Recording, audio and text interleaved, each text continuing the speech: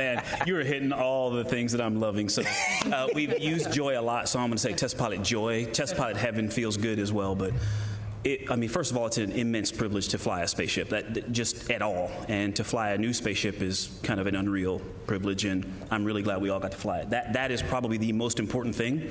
You have a perspective across. This really represents the perspectives in the astronaut office, and so that really matters.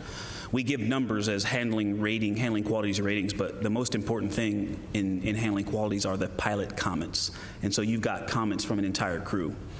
It flew better than the sim in all areas. I think that's probably the easiest way to say it. And it was just the integration of the full thing, the crew being there, seeing the same actual, we have windows in the simulator, but they're screens, individual computer screens, so we see the same thing because it's trying to simulate parallax, but it means we're looking at actually different images, and so we're trying to call out measurements on something that is not the same thing. This camera was showing us the same thing, and Christina took a video and pictures of our upper stage, and I didn't see it for several hours, maybe days after, and it blew me away. I was like, wow, that was right out the window the whole time. Yep. The training worked. The team that came up with that plan was fantastic, and I owe them some handling qualities ratings. I haven't filled out that survey yet, so it's coming. It's coming. But it flew like a dream, and I'm really glad everybody got to fly it. Yeah, I want to add one thing, and then I'm going to throw Jeremy directly under the bus.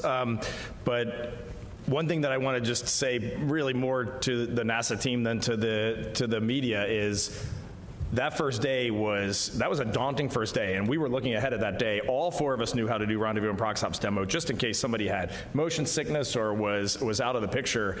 But it really reminded me that when you are extremely highly trained and very prepared, you can go knock that thing out. I mean, this crew went and knocked out rendezvous and proxops demonstration.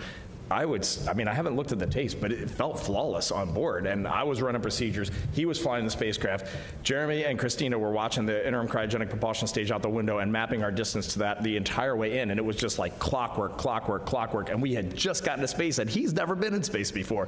And so when you can wring your hands forever, go, no, we shouldn't do this to the crew. There's no way they're going to be ready. They're going to be tired. They're going to be sick. They're not going to want to do this. Man, train them and set them loose, and we can go do that thing. And then leading into the proxops demo, you just got to tell the ICPSF story, because I love that story. In the simulations, we were all worried about, what if we don't separate? There's a few procedures you have to run. There's a couple of different flavors of this, and trying to tell whether you've separated, and the camera views, et cetera, et cetera. And then when it came right down to it, we're floating there, we're waiting for separation, and all of a sudden, bang, a loud bang, we're all pinned to the floor. We all looked at each other like, well, I guess we separated. Or it exploded. I think Jeremy turned, he's like, I think we just got ejected off of that thing. Like it was the biggest force we felt on the whole mission. Those are some legitimate spring pushers. Yeah. Thanks.